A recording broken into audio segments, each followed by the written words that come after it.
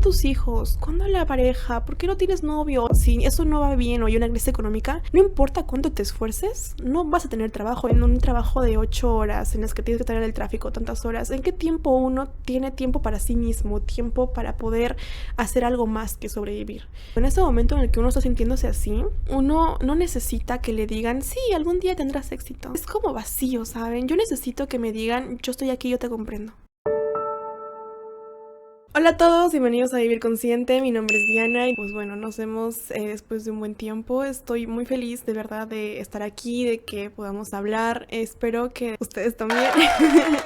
Estoy muy feliz a pesar del tema del que vamos a hablar hoy, y es que mi intención era hablar del fracaso.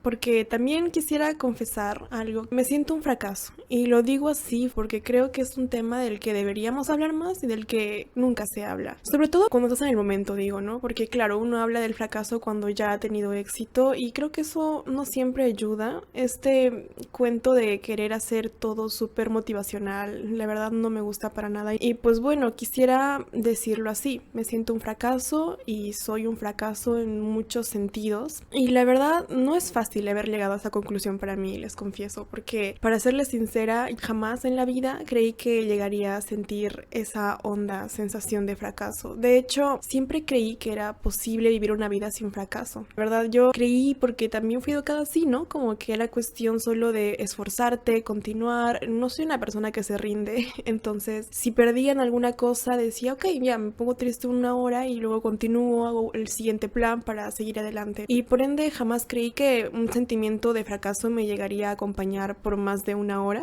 no sé. En todo caso, creí que era sencillo, ¿no? Como esforzarte, tener claro lo que quieres y ir a por ello. Pero la vida no es así, ¿saben? Y es algo de lo que me he dado cuenta, creo que es parte de crecer también. En realidad, yo quería hacer 2 videos, uno sobre el éxito y otro sobre el fracaso, pero es bien difícil hablar de estos términos en separado, porque claro, para saber por qué te sientes un fracaso, habría que entender primero cuál es tu idea del éxito, o viceversa. En todo caso, yo sé que a mucha gente no le gusta hablar del tema del fracaso porque dicen que atrae negatividad. Ya saben, ahora que está de moda todo esto de la ley de la atracción y las buenas vibras, a la gente no le gusta mucho la negatividad, o lo ven así, ¿no? Como hablar del fracaso como algo negativo. Pero la verdad, yo les voy a ser sincera, creo que el fracaso es una experiencia muy humana. Va a llegar a todos tarde o temprano. En algún punto, en todo caso, no ayuda que querramos evitarlo. O sea, la forma de tratar con el fracaso no puede ser evitándolo. Saben, también por otro lado, yo estoy consciente de que, claro, este va a ser un video muy personal porque en teoría la idea de fracaso o éxito deberían ser personales, individuales. Cada uno tiene su propia mente, su propia vida, sus propias metas. Debería ser algo que cada uno haya razonado y pensado a su manera. Es solo que en la vida real muy pocos son los que se cuestionan realmente qué significa el éxito para uno, porque claro, crecemos en una sociedad, como les digo, en la que de algún modo es como si nos armaran una vida. Hay un cuestionamiento constante que se le hace a la gente de debiste lograr más a esta edad, ¿no? Y nosotros mismos nos los cuestionamos. Claro, es como si hubiera una carrera y todos dijeran, ok, a esta edad debo hacer esta cosa, a los 20 debo estar en la universidad, a los 15 en la escuela, y todo tiene un orden, y esto hace que pensemos que hay un molde y indirectamente nos acomodemos a eso. Por otro lado, como les digo, también estamos inmersos en una cultura, una forma de vivir, y es imposible alejarnos de eso. Yo crecí, por ejemplo, viendo las películas de Hollywood, donde, claro, venden un montón este tema de la meritocracia, el tema del sueño americano, el volverse rico, así que con el tiempo es casi imposible que tu idea de éxito o fracaso no esté influenciado por todo esto. Y en todo caso, si algo también tienen en común todas estas películas es que no suelen abordar el tema del fracaso como tal. Es decir, claro, hablan de, mira, el héroe fracasó un par de veces, pero mira, ahora tiene éxito. Y como les digo, eso siento que no siempre ayuda y no siempre es realista, porque en la vida hay casos en los que de verdad hay gente que fracasa y se siente un fracaso por años. Yo me he sentido un fracaso por muchos años. Y es algo que, claro, no nombras, pero lo sientes. Y al final, yo sé que la gente quiere hablar de la esperanza y decir, ay, algún día tendrás éxito, no te rindas. Quizás lo hacen con esa intención, el contar todas estas historias, pero creo que, como les digo, no es realista y en el momento no ayuda, porque cuando uno se viene sintiendo un fracaso por tantos años, a veces lo que uno más necesita ni siquiera es que le digan, ay, algún día tendrás éxito. No, es sentir que alguien les diga, yo te entiendo, yo estoy contigo, yo pasé por eso y también me siento así. Y lamentablemente creo que el tema del fracaso es un tema muy tabú en nuestra sociedad. No se habla de eso. Si se hace es para denigrar, para insultar a la persona que se siente un fracaso, para de alguna forma juzgarla, marginarla. Y se vive el fracaso como algo muy solitario, algo muy en secreto, cuando es una experiencia tan humana y tan común. Y claro, hablo por experiencia propia, por supuesto. En todo caso, me gustaría hablar a fondo de este tema en este video, como desglosar todas estas ideas de fracaso y éxito, y también contarles un poco de mi historia y cómo he llegado a sentirme como me sentí y qué me ayudó y cuál fue el proceso. A lo mejor les pueda ayudar, tal vez para reflexionar y nosotros mismos cuestionar cuál es nuestra relación con el éxito, con el fracaso y cuáles son nuestras ideas alrededor de él, porque como les digo, debería ser algo muy individual, pero en la vida real estamos muy influenciados por lo que nos venden que es el éxito, por lo que nos venden que es el fracaso, y es casi muy difícil que nuestra idea de éxito y fracaso estén desligadas de eso, y por ende creo que es importante cuestionar. Entonces esta va a ser mi intención en todo este video. Va a estar un poco largo, pero creo que vale la pena desglosarlo y profundizar. Vamos a empezar con el tema del éxito. Porque claro, esto está siempre de moda en redes sociales. Hay un montón de videos en YouTube, sobre todo en los mundillos del desarrollo personal, la autoayuda, la productividad. Hay un montón de videos con títulos como de, ¿cómo piensan las personas exitosas?, ¿no? O 5 hábitos que las personas exitosas hacen. Y también hay estos libros de autoayuda, ¿no? Por ejemplo, Hábitos Atómicos y miles más, que al final hablan de lo mismo un poco, que te venden una idea de éxito, ¿no? El éxito es que seas súper productivo, que puedas hacer mucho en poco tiempo y así. Y claro, al final esos 5 hábitos siempre creo que son los mismos. Los videos, en los libros te dicen levántate 5 a.m, come sano, haz deporte, etcétera, etcétera, ¿no? Lee, aprende a llevar tus finanzas, como que siempre va por un mismo camino. Y la gente está obsesionada con esto. Es indivisible la idea de éxito de la de dinero o riqueza en la sociedad occidental, y entonces es claro que en los videos en YouTube siempre haya títulos como de ¿cómo compré mi casa antes de los 30? O ¿cómo tuve mi primer $1,000,000 antes de los 25? O ¿cómo ser millonario sin trabajar? Ponen una meta, una edad también para las cosas, y esto al final parece muy inofensivo, pero crea mucha presión en las personas indirectamente, porque tú estás viendo de que mira, que debo tener una casa antes de los 30, solo así ser exitoso. ¿Por qué querría ser millonario antes de los 25? ¿O por qué tendría siquiera que ser millonario? ¿Por qué estas ideas están tan ligadas? Y todo esto va de la mano con esto de ser tu mejor versión, en la que eres tu fit, súper productivo, en la que sacas las mejores notas, eres emprendedor, no sé, y encima estás en ese top 1% que les gusta poner en muchos videos de YouTube. He visto incluso que llegan al punto de decir que para ser exitoso tienes que bañarte con agua fría. En fin, cuestión que el mundo es muy amplio, pero casi siempre van como estos videos a lo largo de estas temáticas. Y la verdad no me sorprende, porque en una sociedad tan capitalista como la que vivimos, no digo que eso sea bueno o malo, solo digo que es así. Prácticamente es una consecuencia que la idea de éxito ahora esté muy ligada a la idea de productividad. Te ponen un molde, ¿no? Y quieren hacer que todos encajemos en ese molde, que todos tengamos la rutina de las 5 a.m, no sé, como si todos fuéramos iguales, como si todos tuviéramos las mismas metas, como si todos fuéramos al mismo sitio. Y encima, como si fuera poco, te venden todo esto como si fuera cuestión solo de voluntad. Te dicen esfuérzate, trabaja duro, cumple con los hábitos y tú vas a lograr tener todo lo que se supone que debes querer. Como les digo, esos libros te moldean una idea de éxito. Ese es el sueño que venden. Y en todo caso,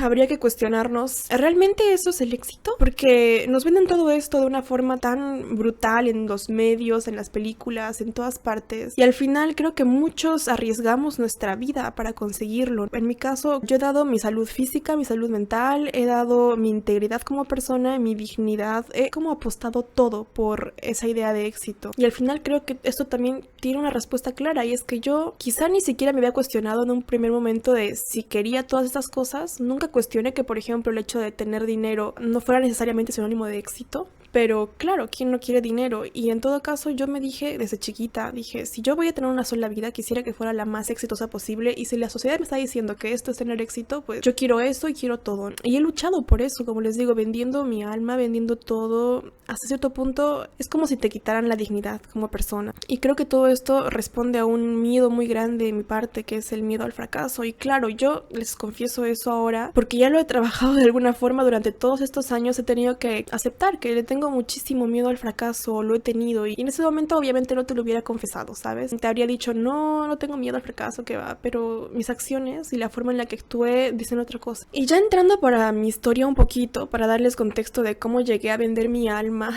y a prostituir todo lo que tengo por esta idea de éxito, voy a empezar diciéndoles algo. Quizás soy un poco perfeccionista, quizás es el TDAH, quizá también son mis rasgos de personalidad, pero creo que nadie es inmune a las expectativas pruebas sociales. En todo caso, no es como que yo no me cuestionara qué es el éxito. De hecho, me lo vengo preguntando toda la vida. Para ser una persona tan obsesionada con el éxito, claro que me lo cuestioné toda la vida. Cuando tenía 6 o 5 años, me acuerdo que siempre me preguntaba de si acaso un pianista debía tener el mismo reconocimiento que un futbolista, ¿no? Porque en mi idea de esa época, la persona exitosa tiene reconocimiento. En ese momento yo me dije, claro, deberían tener ambos reconocimiento porque ambos aportan. Ojo a esa palabra, aportan al mundo y por ende ayudan y sirven y son útiles. Ojo también a esa idea porque viene del capitalismo, ¿no?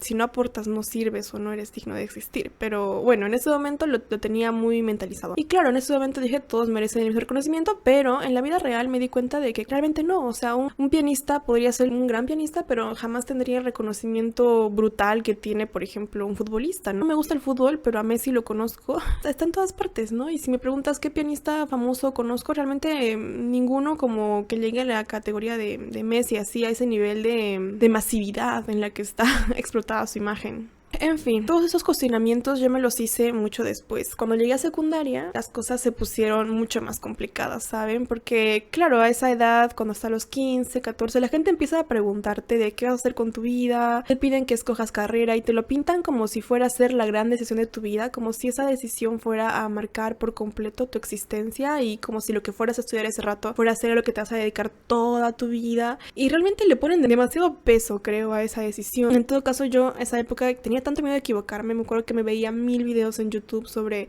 cómo no equivocarse para escoger carrera, también viendo qué carreras tenían entre comillas éxito, en el sentido de que te van a dar plata, porque estudiar cosas como literatura, temas de ciencias sociales, es que estaba súper descartado. Todos te pintan que si estudias ingeniería, medicina, te va a ir bien, son carreras muy reconocidas, al menos en la sociedad peruana. En fin, cuestión que me insistían por todas partes y todo el mundo me decía de que si escogía rápido iba a ahorrarme un problema, que así lo tendría más fácil, porque claro, la gente confundida que no sabía qué hacer se equivocaba o bien dejaba un año y se ponía a pensar y eso era como muy mal visto en mi medio porque decían lo peor que puedes hacer es perder tiempo porque como les digo la sociedad te pinta que hay una edad para todo y cuanto más rápido hagas las cosas mejor y si te adelantas mucho mejor, ¿no? Y claro, como yo soy muy buena alumna yo dije ok, si eso es tener éxito yo quiero estar mucho más adelantada que el resto, entonces me tomé creo que un par de meses para decidir la carrera que iba a estudiar y por otra parte toda mi secundaria, mi actitud ante la vida, creo que fue muy de complacer a la sociedad, en plan de quiero ser perfecta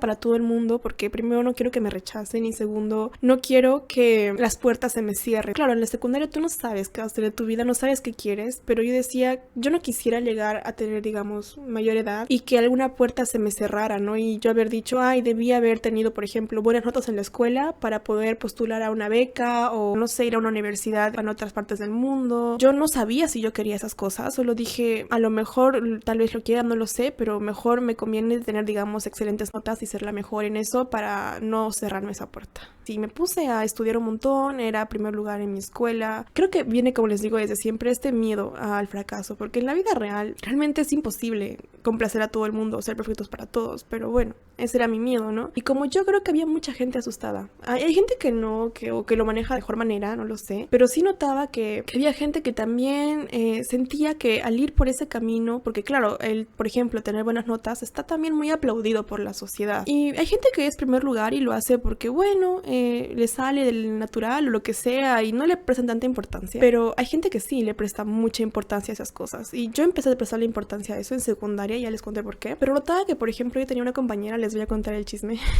tenía una compañera llamada Carmen. Y yo notaba que a ella sí le importaba muchísimo todo esto, desde la primaria, de hecho, porque ella desde primero de primaria había sido siempre primer lugar cada año y más que porque le saliera natural, yo sí notaba que era algo muy importante para ella y para su familia en general, para su mamá, por ejemplo. Un poco como que la presionaba también para que lo sea y ella se sentía bien. Es como si un poco su autoestima estuviera basado en eso, ¿saben? O yo lo sentía así, puedo estar equivocada, pero más o menos era la situación. Y claro, en todo caso, también noté que le dolía mucho esto porque en secundaria, cuando yo empecé a pelearle las notas y todo, le afectó muchísimo. Claro, a una persona que no le afectaría mucho, te diga, bueno, ya, X, ¿no? Un examen más, un examen menos, ¿qué importa? Pero a ella sí le importaba mucho. Y nos peleamos, y hicimos un gran show esa época. Y empecé yo también a notar muchas injusticias, porque claro, así como ella era primer lugar y se sentía bien por eso, la gente la trataba distinto. Los profesores le ponían notas a ella de 20 sin ni siquiera revisar bien sus cosas o de por sí, porque era ella, le ponían 20. Y noté eso porque, por ejemplo, cuando yo hacía un trabajo mejor que ella o igual que ella y le decía el profesor como de, ¿por qué me pusiste 15, no? Y ella 20. Y todos no sabían qué decirme. Realmente me decían, lo siento, es que no te conocía. Esa era su respuesta. Y luego me corregían la nota. Entonces era como de, ¿what? O sea, solo porque ves a esta persona que aparentemente le ha ido bien toda la vida, tú también estás asumiendo o ya das por sentado que le va a ir bien siempre. Es loco, pero así la veían los profesores. La veían a ella como sinónimo de éxito, ¿saben? Y como si su éxito ya estuviera garantizado y no para ahora, sino para toda su vida. Porque finalmente, entre comillas, estaba haciendo las cosas bien. Sentía en ella, por ejemplo, un aire de confianza difícil de describir, pero yo también llegué a sentirlo. Cuando sientes que la gente te aplaude, cuando sientes que estás yendo por ese camino, se siente mucha confianza, ¿sabes? Hasta cierto punto tienes unas puertas abiertas y la gente te admira y tienes opciones y te llaman para hacer cosas y es como, wow, debo estar haciendo algo bien, piensas, ¿no? Y sientes que ese éxito te va a acompañar por mucho tiempo. No sé, es una sensación muy extraña, pero va por allí. En todo caso, sí me acuerdo de una anécdota y es que había otro compañero que en el colegio se llamaba Mario, pero él era todo lo contrario a Carmen, era totalmente un desastre, se podría decir. Era muy juguetón, muy revoltoso, tenía ideas propias y también era muy líder, hacía bulla y todos le seguían. Y eso, pues los profesores odiaban a la gente con personalidad, creo, y odiaban que hiciera bulla y odiaban todo de él en general. Y creo que lo criticaron tanto que hasta él perdió la confianza en sí mismo. Yo veía que ni siquiera se esforzaba por hacer el examen porque ya había dado por sentado que le iría mal y ya ni lo intentaba y eso me dio mucha pena. Y la verdad yo también hasta cierto punto debo confesar que yo sí lo veía como un futuro delincuente. Pero era porque me vendían esa idea, ¿no? De que, mira, él es así, seguro va a acabar mal.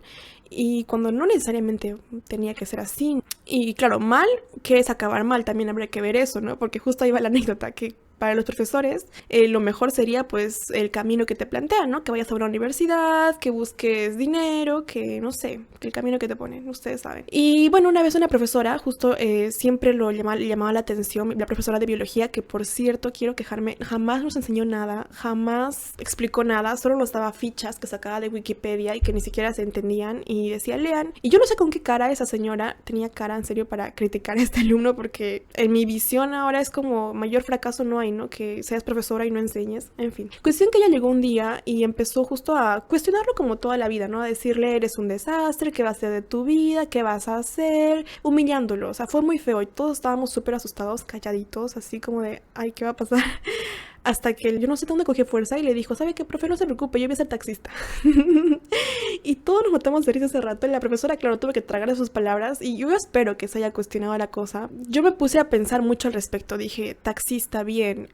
¿Taxista es bueno o malo? No sé, o sea, porque en mi imaginario en ese momento dije, a lo mejor es malo, ¿no? Porque piensen en esto, un taxista es una persona, tenemos la visión de que, bueno, no es una persona que tenga dinero, porque casi vive del día al día, no es como que gane muchísima plata, tampoco es como que tenga algún tipo de fama y menos reconocimiento, porque a ver, nadie recuerda al taxista que lo trajo a su trabajo. Y además es como una vida muy del día a día, ¿no? Entonces cierta incertidumbre también hay y no hay estabilidad tampoco, económica al menos. Y pensaría, ¿no? De que, wow, tal vez eso no es bueno.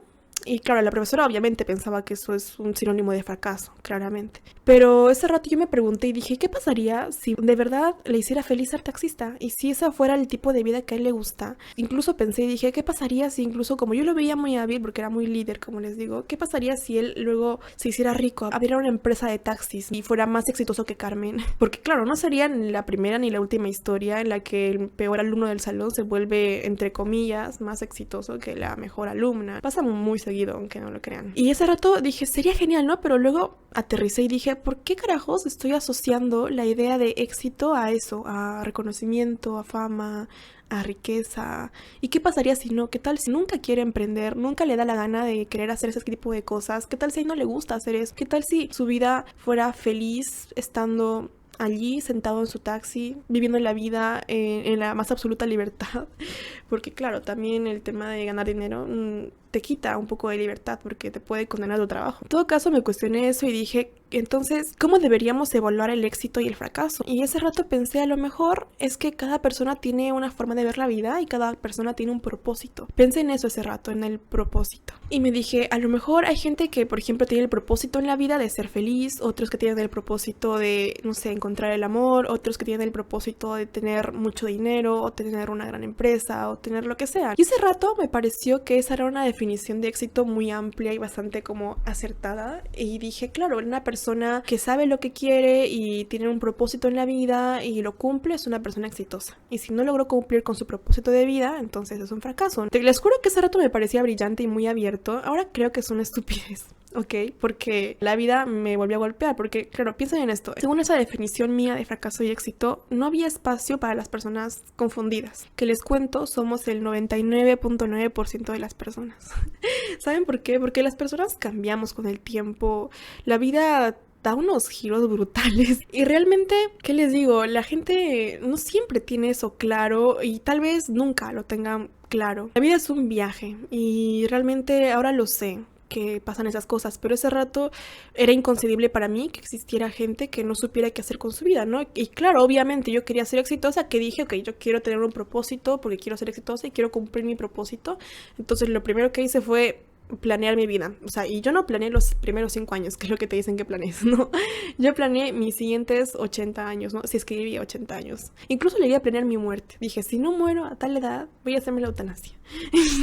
O sea, miren el nivel que yo llegué de presión, creo, ¿no? Porque claro, en parte también yo quería hacer muchas cosas, tenía 1000 propósitos, tenía miles de ideas para hacer, por ejemplo, miles de empresas y miles de cosas. Y yo decía, pucha, me va a faltar la vida para hacer todo eso, pero a lo mejor si me organizo y, por ejemplo, si acabo la universidad en 4 años, me alcanza tiempo para 1 año dedicarle a este proyecto y luego a este otro y así planeé las cosas, ¿no? Y también estaba muy sesgada yo por la idea de la sociedad, porque claro, la sociedad también me vendía como de, mira, trabajar en esa gran empresa sería guau, ¿no? O ir a esa universidad sería guau, o viajar a este lado o hacer, por ejemplo, un máster en el extranjero. Y tal vez por esos guau yo dije, ok, yo no sé si eso me va a gustar, pero lo voy a incluir en mi plan de vida porque no quiero perderme de nada. Entonces yo creía que jamás llegaría a estar confundida, o sea, estaba planeando jamás confundirme porque yo tenía planeado toda mi vida. Entonces, y claro, me di cuenta de que la mayor parte de mis compañeros tampoco tenían ni puta idea de qué hacer con su vida. Tampoco lo habían planeado, ¿no? Que es lo normal, de hecho.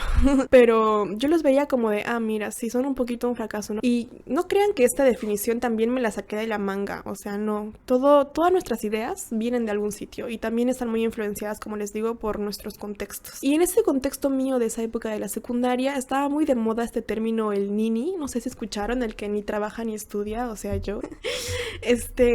Cuestión que el nini, pues, en mi idea era una persona que debía estar tan confundida que no sabía a qué hacer con su vida y que debía estar en el fracaso más absoluto, ¿no? Entonces en mi mente de esa época lo peor que me podía pasar era eso, ser un nini, estar confundida, no saber qué hacer. Como les digo, yo estaba planeando no fallar y hay mucha presión social, desde las películas hasta tu tía que te dice qué debes hacer con tu vida y se mete en todo el rato, hasta las redes sociales. Y es que de verdad eso creo que ha dañado mucho nuestra salud mental, el hecho de que antes te comparabas con una persona, ahora te comparas con todo el mundo literal. Y yo veo a veces en TikTok, por ejemplo, yo ni siquiera quiero ver eso, o sea, yo estoy viendo memes y de la nada me sale una niña diciendo, ay, ya entré a Harvard y tengo 15 y sé hablar 5 idiomas. Y es como de, pucha, o sea, ¿quién no se siente un poco alterado con eso? Digo, un poco incluso presionado, porque luego piensas y dices, ok, yo no fui a Harvard, no sé hablar 5 idiomas, no puedo ni con el inglés y tampoco sé qué haré con mi vida, porque al parecer quiero dejar la carrera.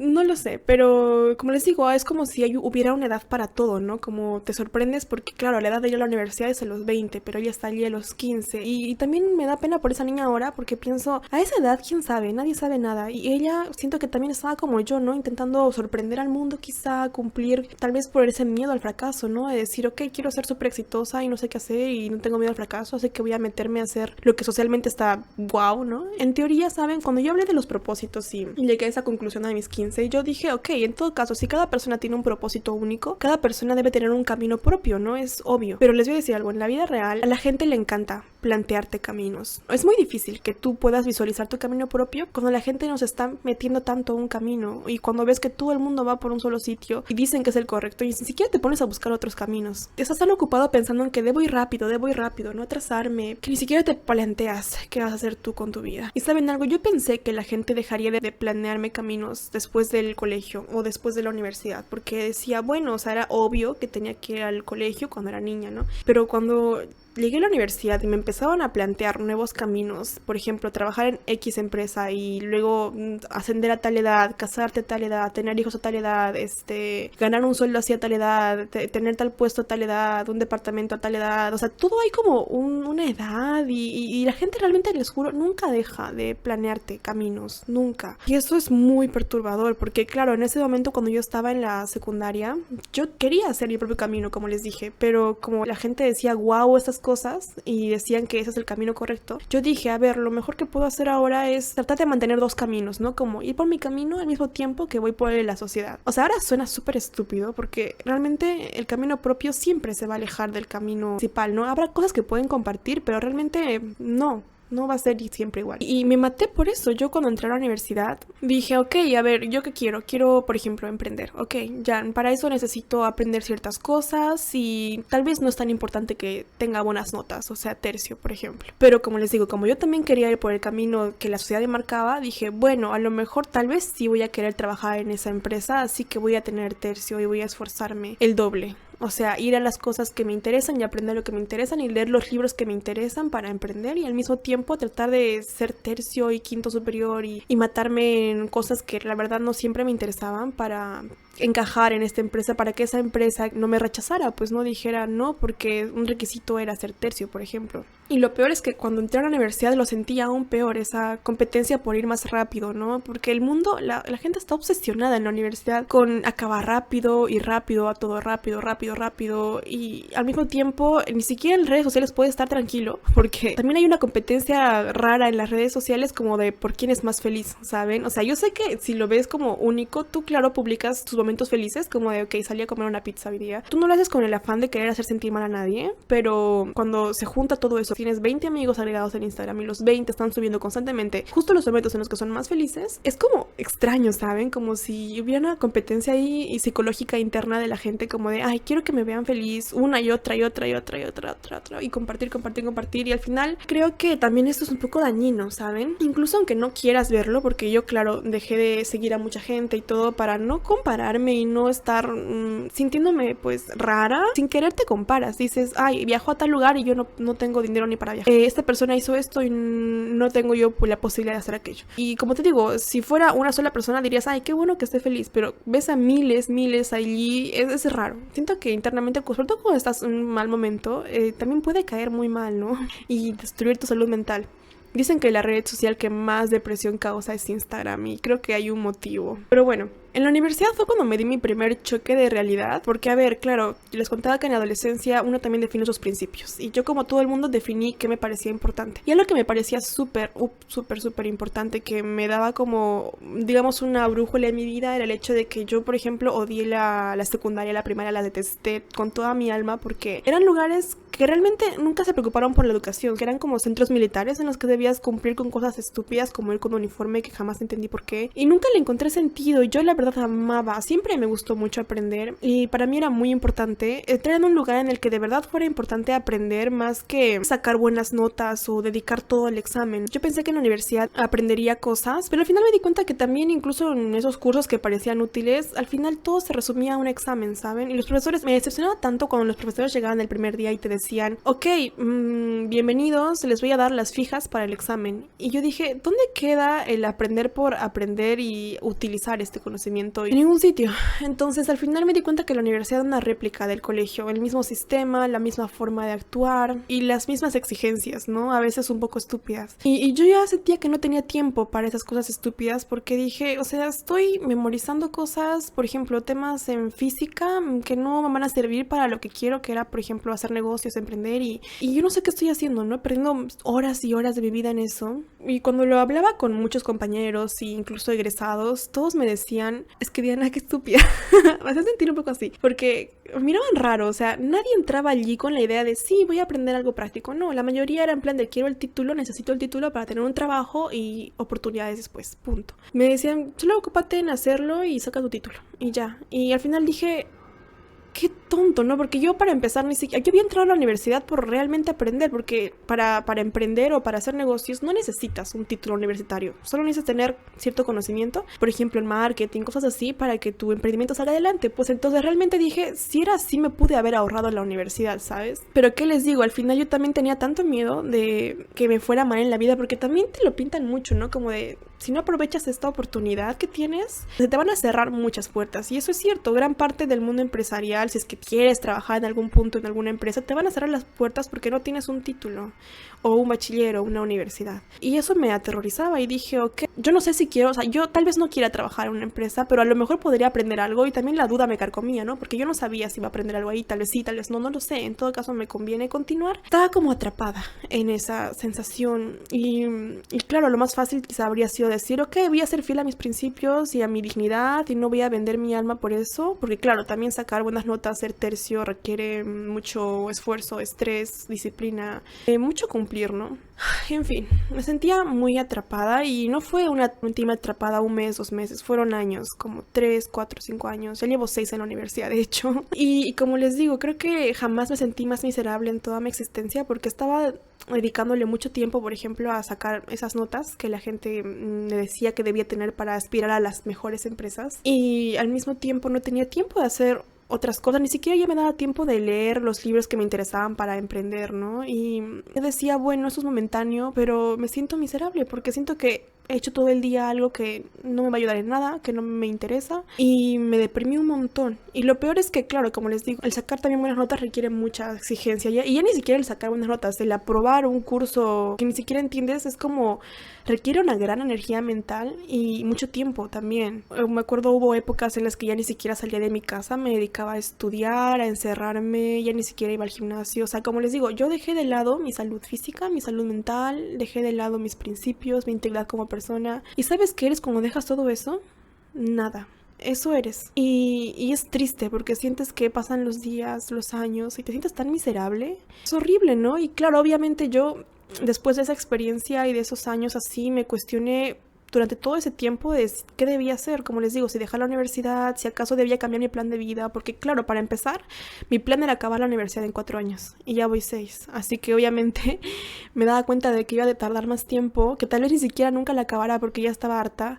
Y dije, ¿qué va a hacer con mi plan de vida, no? Ya no voy a poder trabajar en esas empresas que yo había puesto en mi plan de vida. Pero luego también pensaba en eso y decía, es que te juro que no me da ganas de trabajar en esos lugares, porque estoy viendo que no es tan diferente a la universidad, ¿saben? También es muy exigente, son horarios de 7 de la mañana hasta las 10 de la noche. Y digo ese horario porque, claro, sales a las 6 de la tarde del trabajo, pero entre el tráfico y todo llegas a las 10 a tu casa. Igual tienes que salir 5 de la mañana, pero no para hacer deporte, nada, sino para coger el bus, simplemente. Para esas cosas. Y es de lunes a sábado. ¿Y en qué tiempo voy a hacer otras cosas, no? Empecé a ver cómo era el mundo laboral y el que me pintaban al menos, ¿no? Y la gente en esas empresas grandes en las que yo algún momento aspiré a trabajar. También no los veía muy distintos a la universidad. Los veía estresados, muy frustrados, muy cansados. Muchos muy hartos también del trabajo, incluso mal, con burnout. Y dije, yo no quiero eso porque yo ya veo eso en la universidad que me está consumiendo la vida. Y, ¿saben? Hay un libro que explica mucho eso. No sé si lo conocen, se llama El descontento, de Beatriz Serrano. Creo que ella describe a una generación, a los millennials y tal vez quizá a los de generación Z, y justo habla de ese tema, ¿no? Porque en el libro la autora cuenta cómo la protagonista trabaja en una empresa supuestamente muy buena, ¿no? Estable, tiene estabilidad, lo que mucha gente querría, ¿no? Tiene un horario así hasta las 6 de la tarde, gana medianamente bien, lo suficiente como para pagarse un departamento chiquito y algunos lujos, ¿no? Como algunos quesos caros, cosas a las que la gente normal no consumiría. Y trata de suplementar. Me parece tan triste eso porque se parece tanto a mi vida, ¿saben? Porque ella como que realmente su vida se resume en eso, en el trabajo. Su único lujo es comer mientras ve YouTube, y lo único que le hace continuar es decir, bueno, al menos tengo el dinero suficiente como para pagarme un queso azul, por ejemplo. Pero al mismo tiempo se sentía tan vacía y dije, es como si llenaras con comida lo que te falta, ¿no? En la vida. Incluso ella cada mañana antes de ir al trabajo le daba ataques de pánico. Es también el libro muy gracioso, pero al mismo tiempo describe algo muy triste, ¿no? Como una realidad de un estrés, un agotamiento y el hecho de decir, quisiera renunciar a mi trabajo, pero no puedo porque vivo de esto. Y al mismo tiempo su mayor sueño en la vida de ella era que le atropellara un carro. Ella no tenía que trabajar ni un solo día más en su vida, pues, y que le paguen. Porque creo que les dan dinero en España, la historia está inventada en España, creo que les dan dinero cuando estás haciendo el trabajo o tienes un accidente laboral, la empresa tiene que pagarte un sueldo de por vida, algo así. Entonces ese es su mayor sueño de ella. Eso es gracioso, ¿saben? Pero me parecía que describía a muchas personas en las que conocí en mi vida y a mí misma en ese momento. Y como les digo, creo que describe a toda una generación de gente un poco hastiada. Yo sé que hablamos de un privilegio también, el privilegio de tener esa oportunidad de entrar a esa empresa, pero todo tiene una parte buena y una parte mala, ¿no? Y quizá la gente que le guste una vida así estaría bien, pero les puedo apostar a que el 70-60%, porque somos distintos, no les va a gustar. Habrá un 10 que sí les guste una vida así, pero no a todos. En todo caso, viendo todo ese sufrimiento, yo me di cuenta y dije, o sea, yo no soy muy diferente a esa chica. Yo también estoy a punto de que me dé un ataque de pánico. Estoy con depresión, encerrada en mi casa, dando mi vida por exámenes y notas, que al final ya no sé si siquiera quiero, ya no sé si quiero que esa empresa me acepte, porque claro, duele el rechazo, ¿saben? Yo no sé si quiero ir ahí, pero me duele que me rechacen desde ya. Eso me duele. Y por primera vez en mi vida me sentí confundida porque claro, empecé a cuestionarme, como les digo, vi mi vida ahí planeada y dije, es que si la veo así, ya no quiero vivir porque de verdad, qué pereza hacer todo eso, ya no quiero hacer esas cosas. Les juro, en ese momento mi mayor sueño era ser mesera o quería un trabajo tranquilo, ¿saben? Un trabajo que fuera de 4 o 5 horas, medio tiempo, en el que pudiera estar simplemente tranquila. Eso era todo lo que quería, que ya no me pidieran hacer un examen más, que ya no me pidieran memorizar cosas estúpidas, que ya no me pidieran más cosas, ¿no? Quizá para muchos puede ser un poco extremo, incluso como desperdiciar el privilegio que tengo de estudiar. Y yo también lo vi un poco así, dije, no, es que yo debo continuar porque tengo ese privilegio. Pero claro, ese privilegio también te puede hacer esclavo, ¿no? O sea, yo era esclava como un poco también de esa idea de que me sentía mal por tener una oportunidad y tal vez estarla desperdiciando. Y me estaba yo esclavizando y rompiendo todos mis principios por eso. Y ahora me pregunto, ¿vale la pena eso lo suficiente como para que yo esté muriendo en vida? ¿Para que no salga de mi casa? ¿Para que ya no haga otra cosa que eso? ¿Para que mi salud física y mental se vayan al tacho? ¿Hasta qué punto estamos obsesionados con esta idea de éxito que nos vende la sociedad? Y me hice una pregunta esa época, que era como, ¿cuánto tiene que sufrir uno para empezar a priorizarse? Porque eso te piden un poco las empresas y en la universidad también. Te piden que priorices a todos, a todo el mundo, menos a ti, que en teoría debería ser la persona más importante. Y ya les digo, yo también pensé, dije, a lo mejor puede ser que me equivoqué de carrera. No, señores. Yo llevé cursos de otras carreras, yo hice de todo, la verdad. Me cambié, incluso vi otras universidades, otros sistemas, y al final me di cuenta que el problema no era la carrera ni la universidad en sí, era el sistema educativo, que está hecho así, pues el sistema también laboral que está hecho así, que te piden ciertas cosas, que funciona así, ¿qué vas a hacer? Y es que, ¿saben algo? Ahora me doy cuenta y digo, la vida es un riesgo. Si tú quieres algo, siempre vas a tener que arriesgar algo por lo que quieres, siempre. Y creo que la gente que le tiene tanto miedo al fracaso como yo, nos cuesta años o quizá nunca tomamos ese riesgo. Y hay gente que de verdad admiro muchísimo, que por ejemplo decide estudiar arte aunque no tenga su familia dinero, aunque ellos no estén seguros de nada, pero saben que ese camino probablemente les va a hacer felices, no lo sé, y asumen ese riesgo, ¿no? En todo caso, algo que si decides tomar ese riesgo, lo que debes atenerte es al hecho de que quizá no cumplas con esa definición de éxito que la sociedad tiene, ¿no? Y ahora sí, creo que es importante que hagamos un apartado grande a eso. Vamos a definir el tema del éxito. Vamos a hablar de eso a fondo porque la verdad tenemos que desglosarlo, cuestionarlo, porque es algo que no cuestionamos, ¿no? A ver, si analizamos de una perspectiva mucho más, digamos, de humanidades, de ciencias sociales o incluso de la sociología, podemos como profundizar y darnos cuenta que en verdad la idea del éxito es un constructo social, ¿saben? Que varía, es más, varía con el lugar en el que naces, que varía con la época en la que naces, con la clase social a la que perteneces, incluso con el grupo social en el que te mueves y, por supuesto, también el género, ¿saben? Por ejemplo, acá en Perú, como es una sociedad muy individualista, vemos como que, ok, quiero resaltar para tener reconocimiento y eso es visto como éxito, ¿no? En cambio, en sociedades asiáticas como Corea del Sur, son las sociedades más colectivistas y no van a ver con los mismos ojos el hecho de que tú quieras resaltar tanto. Ahí como que se prefiere y se ve como éxito el hecho de ser parte de algo grande, ¿no?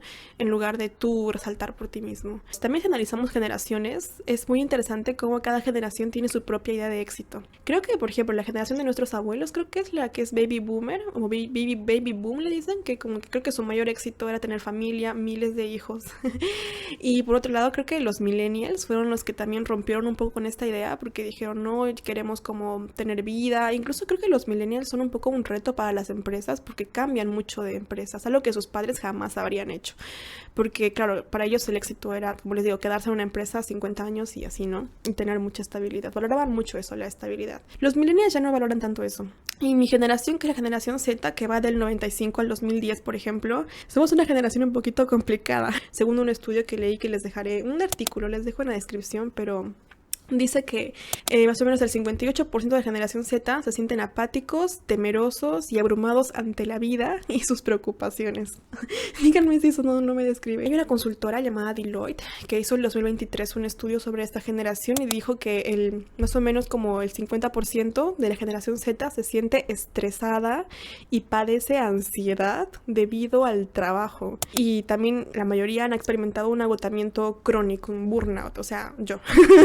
Creo que esto responde mucho también a nuestro contexto, porque somos en general la primera generación que ha crecido con internet y ahora en su adolescencia le tocó tener Instagram, redes sociales, y como les digo, hoy en día nos comparamos ya no con Juanita de la esquina, no, te comparan, no solo tú, tu familia, no, te compara con todo el mundo, ¿saben? Con todo el mundo, porque todo el mundo publica sus logros, todo el mundo está mostrando qué está haciendo, y comparas con Juanita que está en, no sé, Shanghái, en Estados Unidos, con la niña de 15 que está en Harvard, o sea, cosas que ni siquiera, por ejemplo, en un país tercermundista casi nadie tiene la oportunidad siquiera de hacer algo así. O sea, no va solo del hecho de que tenga capacidad o no, sino de que las oportunidades no son las mismas para todo el mundo. Y por otro lado también tenemos que pensar en esto. Normalmente al ser humano le cuesta manejar el cambio, pero a nosotros este mundo actual cambia de una manera pero como jamás en la vida se ha visto, ¿saben? Porque ahora haces un curso y al siguiente mes está desactualizado a ese nivel y ahora está todo avanzando tan rápido con la tecnología que realmente es abrumante tú estudiar algo y darte cuenta que al día siguiente debes aprender más cosas porque lo que sabías ya no sirve. Pucha, de verdad que es una presión muy grande y tiene sentido que en mi generación al menos la mayoría estemos un poco como ansiosos y estresados y preocupados, la verdad. Es como una consecuencia natural de todo eso.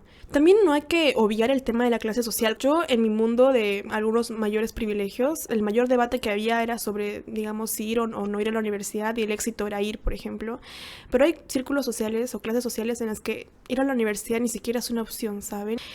Al menos en mi época era muy común como ver al de, wow, mira, Pepito ingresó a una universidad nacional, no era como el mayor símbolo de éxito. Y luego estuve viendo que en colegios así, los más caros de Lima, por ejemplo, que son bilingües y todo, como que su mayor símbolo de éxito es irte del país, ni siquiera quedarte a estudiar en el país. O sea, entonces quizá lo pueden ver incluso ellos como un poco un fracaso, que te quedes en una universidad en Perú, ¿no? A eso voy, cada círculo social tiene sus propias ideas. Tampoco podemos obviar el género, porque, a ver, acá tenemos que decir algo. A los hombres se les educa mucho como que el éxito es su desarrollo personal, que tengan poder, que tengan buenos ingresos, que puedan mantener una familia. Claro, la familia está como también como sinónimo de éxito, pero en segundo plano, ¿saben? No es como que sea una presión constante. Si a Pepito le va bien y tiene buena plata y un buen trabajo, ok, está bien. La sociedad no va a estar presionándolo todo el rato con que, ¿cómo te casas? ¿Cómo te casas? En cambio, las mujeres sí lo notan. O sea, las mujeres, puede haber una mujer que sea lo máximo, o sea, que sea gerenta, que tenga una casa, mil propiedades a los 30 o 35, y si no tiene pareja o no tiene esposo o no tiene hijos, la sociedad está con que, ay, ¿cuándo tus hijos? ¿Cuándo la pareja? ¿Por qué no tienes novio? Y la miran con pena y la tachan de solterona y la juzgan. Y es una presión constante, y no solo por parte de la sociedad, sino los medios, las películas. Hay una constante, por ejemplo, hemos crecido las niñas con estas películas de princesas que parecen inofensivas, y no solo las princesas, sino en general Hollywood te vende películas en las que la mujer es reconocida y es considerada exitosa. ¿Por qué? Por dos cosas, porque es bonita y porque consiguió pareja. O sea, piensen en los finales de las princesas. La protagonista logra tener éxito cuando el príncipe la encuentra y la salva y se vuelve su esposo. ¿Por qué el príncipe se enamora de ella? Porque es bonita. O sea, si hubiera sido fea jamás se habría fijado en ella, porque igual al príncipe jamás le interesó qué pensaba Blancanieves de política. Pues desde niñas nos meten en la mente de que ok, no importa cuánto tengas o cuánto profesionalmente seas, si no tienes un esposo o una familia y no eres considerada bella para los estándares sociales, no vas a ser considerada exitosa jamás. Y tal cual Betty, ¿han visto Betty la Fea? Totalmente, o sea, Betty debería ser vista como wow, inteligente, logró muchas cosas profesionalmente y sin embargo la gente siempre está primero el hecho de que es fea y el hecho de que no tiene pareja. En todo caso, ya saliendo un poco de este tema, algo que sí he visto que es una constante en la sociedad occidental es el tema de que siempre se recalca por siglos el tema del poder, la fama, el reconocimiento, el dinero.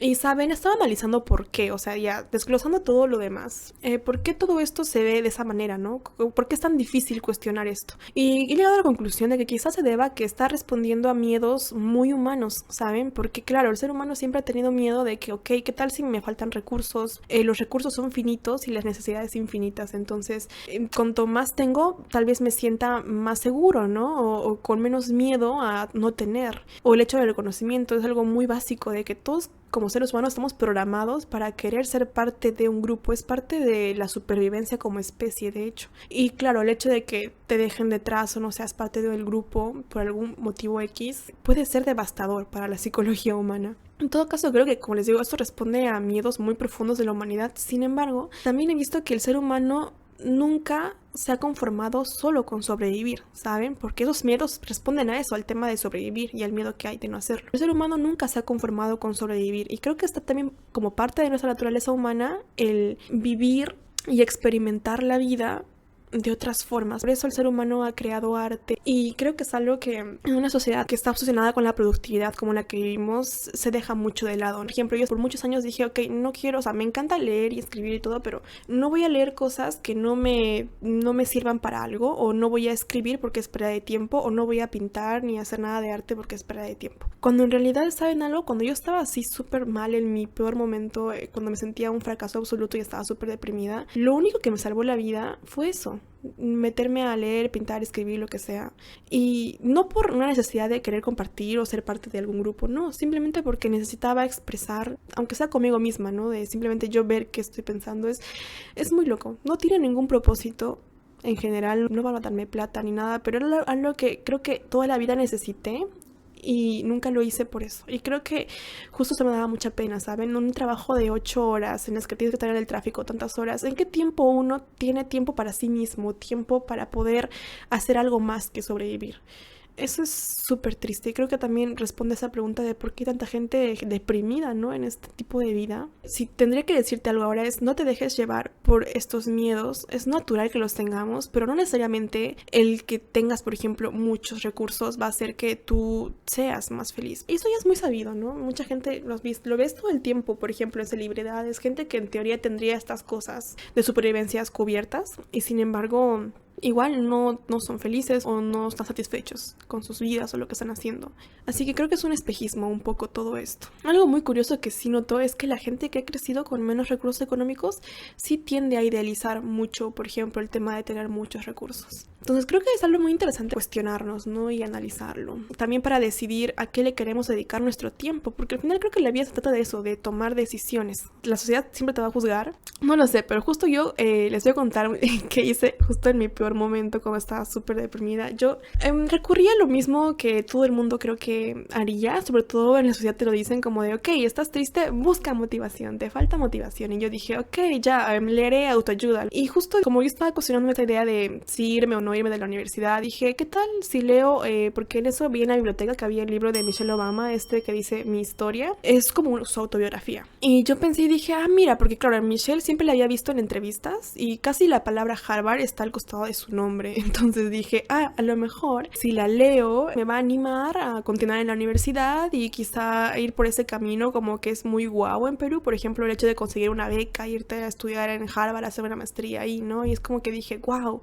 a lo mejor me anima para hacer eso, porque claro, en la portada también yo la veía a ella con esa pose tan exitosa y tan feliz. Y dije, bueno, pues la voy a leer. No, antes de eso, yo justo estaba preguntándole a la gente qué libro me recomendaría para una persona que es un fracaso como yo. Y justo hablábamos de que sería interesante leer La senda del perdedor, que es de Bukowski. Y yo dije, yes, ese es mi libro, El camino del perdedor, qué mejor que eso, nos vamos a entender. Pero luego me spoileé el libro y descubrí que el personaje nunca se supera, o sea, nunca hay un sí y luego fue feliz, no, nunca. Entonces me dije, pucha, o sea, no voy a soportar eso. Si es que él nunca se supera, no puede ser porque ahí estamos los dos deprimidos y nos venimos abajo juntos. No, señor, no, yo necesito algo que me levante, dije, ¿no? Entonces me puse a leer este libro de Michelle Obama y les juro que fue guau, o sea, acabó siendo todo lo contrario a lo que yo hubiera pensado que sería. A ver, les cuento un resumen, ¿ok? Ella viene de un barrio pobre en Chicago y ella cuenta que toda la vida le pintaron esta idea del éxito, ¿no? Como que ella tenía que salir de allí y sus padres se esforzaron mucho para que ella pudiera estudiar, para que ella pudiera tener oportunidades. Y pues bueno, ya se mató toda la vida por sacar becas, ser la mejor alumna, para salir de su barrio. Esa era la aspiración de la gente de su zona, era como lo mejor que puede hacer es salir de este barrio. Y lo que hizo fue, con sus notas y todo, de una escuela así pobre a una mejor, luego a Princeton, luego a una maestría en Harvard y así, ¿no? Y luego de eso a una empresa súper top, en la que te pintan, ¿no? Que es como wow, trabajar en un rascacielos, en una oficina en el último piso, viendo toda la ciudad. Ella cuenta esa historia, ¿no? Al principio yo también como que me parecía un poco aburrida, Michelle, les voy a confesar, porque decía, ¿por qué esta chica no cuestiona nada? Porque claro, sus primeros años hasta la universidad, hasta que está en Princeton e incluso Harvard, Michelle no cuestiona nada, es como, ok, tengo que hacer esto por sobrevivir y lo voy a hacer. Y me dicen que haga esto y todo el mundo le aplaudía, le decía sí, y Michelle nunca cuestionaba nada, ¿no? Y no va mucho con mi onda, ¿no? Porque yo soy mucho de cuestionar cosas, me gustan mucho los personajes rebeldes y en este sentido Michelle era para nada rebelde, o sea, yo decía, ay hermana, please, haz algo, cuestiona algo, no sé, ¿eres feliz? Me preguntaba, ¿por qué nunca se pregunta si es feliz o algo? Y yo estaba como a punto de dejar de leer el libro porque eso me parecía un poco aburrido, pero llega un punto en el que ella cuenta que después de lograr todo lo que en teoría debía lograr y estaba en esta oficina, en este bufete de abogados súper top y ahora estaba trabajando para ser socia porque ese es el camino, ¿no? Ser socia de la firma, estaba ganando un buen sueldo y ella cuenta que jamás en su vida se había sentido tan vacía porque claro, tenía mucho tiempo para pensar, estaba encerrada la pobre en un edificio, en una oficina fría todo el día ella solita y claro, eso la estaba deprimiendo poco a poco. De alguna forma ella también sentía que compensaba la depresión el hecho de que ella tuviera la oportunidad de poder suscribirse a una carta de vinos, de tener ciertos lujos, cosas así que jamás en la vida había tenido y que ahora podía permitirse. Es súper triste, pero sí era su vida, ¿no? Y ella creo que hubiera seguido así de no ser porque llega Obama, que era como un subordinado suyo, como alguien que tenía que enseñar. Él hace que ella cuestione todo, no porque hablara con ella, sino por el hecho de que ella viera que él es alguien que está rompiendo esos moldes que ella creía que debía seguir, porque por ejemplo, ella se mató por acabar rápido la universidad, por no perder tiempo, por seguir, tanto así que ahora era jefa, ¿no? Y Obama había tomado su propio camino, se había tomado años sabático de la universidad, había hecho 1000 voluntariados, había incluso trabajado, había hecho 1000 cosas y ahora era mayor que ella y no había acabado una universidad siquiera, pero estaba satisfecho y sabiendo cuál era su camino y tranquilo y feliz sobre todo, ¿no? Satisfecho. Viendo eso, ella recién se cuestiona y dice, pucha, o sea, ¿y yo soy feliz?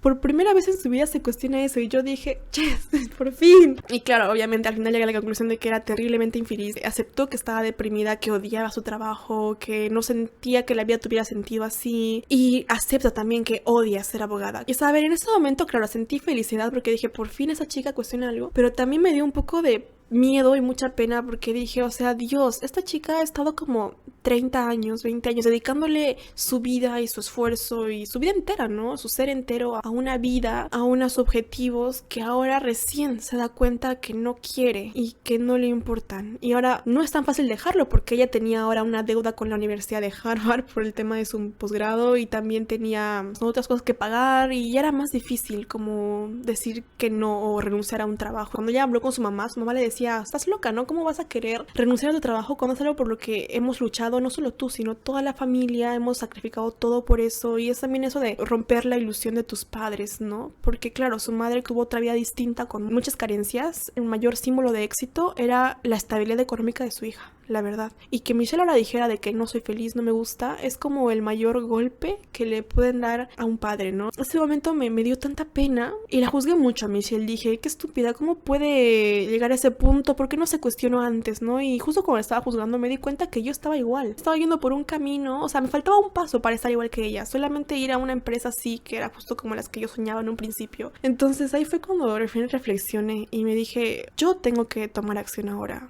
no puedo esperar más tiempo, porque luego es más difícil también, ¿no? Quizá me endeude yo también por cosas que tal vez ni siquiera sé si quiero, ¿no? Y claro, como les digo, lo más difícil es decepcionar a tus padres, y yo también creo que lo he hecho en muchos sentidos, y saben, luego estuve investigando más biografías y me di cuenta que es inevitable, es parte de crecer, decepcionar a los padres. Si no decepcionas a tu padre es que no has crecido.